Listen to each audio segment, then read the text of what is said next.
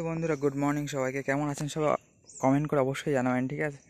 তো প্রাকৃতিক পরিবেশ সুপার ওয়াইড অ্যাঙ্গেল ক্যামেরায় কিছুটা এইরকম লাগছে, খুব সুন্দর লাগছে সকালের পরিবেশ। কিন্তু এক্ষুনি মেঘলা, যখন আমি ভিডিওটা বানাচ্ছি রোদ্দুর ছিল, ঠিক আছে। আর এখানে বলছিলাম যে অনেক কিছু গাছ কাটা হয়েছিল মানে অসুবিধার কারণে, তো সেই কারণে বাড়ির কাছে তো বড় গাছ রাখার সমস্যা, তো সেই কারণে এখানে যে তাল গাছটা ছিল এখানে ফেলেছে। এবার পড়াশোনার মাথাটা ভেঙে গিয়েছিল বলে রাস্তাটাও ভেঙে গিয়েছে এখানে মাথার দিকটা পড়ে। এই যে তাল গাছের মাথা। যাই হোক, গাছ কাটা তো ঠিক না, কিন্তু বাড়ির পাশে লাগানোই উচিত না, লাগালে তো কাটতেই হবে এক সময়। যাই হোক, আমাদের সেপারেট এরকম জায়গায় গাছ বসাতে হবে এবং তার পরিচর্যা করতে হবে, যাতে আগামী প্রজন্ম ভালোভাবে থাকতে পারে। এখন শহর হয়ে যেমন বিচ্ছিরি অবস্থা হয়ে যাচ্ছে, এখানে যেমনটি দেখতে পাচ্ছেন সবুজে সবুজ, এই ব্যাপারটা পাহাড়ি জায়গা বা জঙ্গল এলাকায় বেশি দেখা যায়।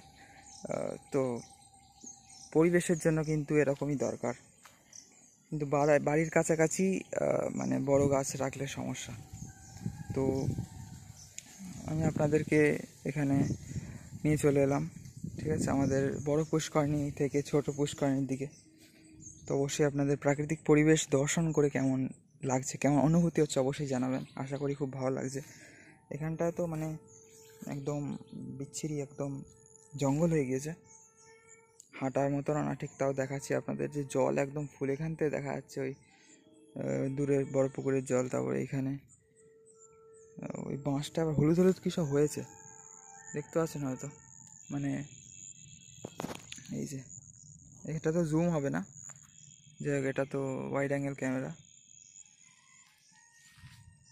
ওই কোনো রকম ছত্রাক টাইপের আই থিঙ্ক। তো এইরকম আর কি পরিবেশ কিছুটা, আপনাদের আশা করি ভালো লাগছে বেশ। তো অবশ্যই লাইক করে জুড়ে থাকবেন চ্যানেলের সাথে, সুন্দর সুন্দর প্রাকৃতিক পরিবেশ দর্শন করার জন্য, ভারতের বিভিন্ন তীর্থ বা সুন্দর সুন্দর স্থান দর্শন করার জন্য। ততক্ষণ পর্যন্ত ভালো থাকবেন, সবাইকে বাই।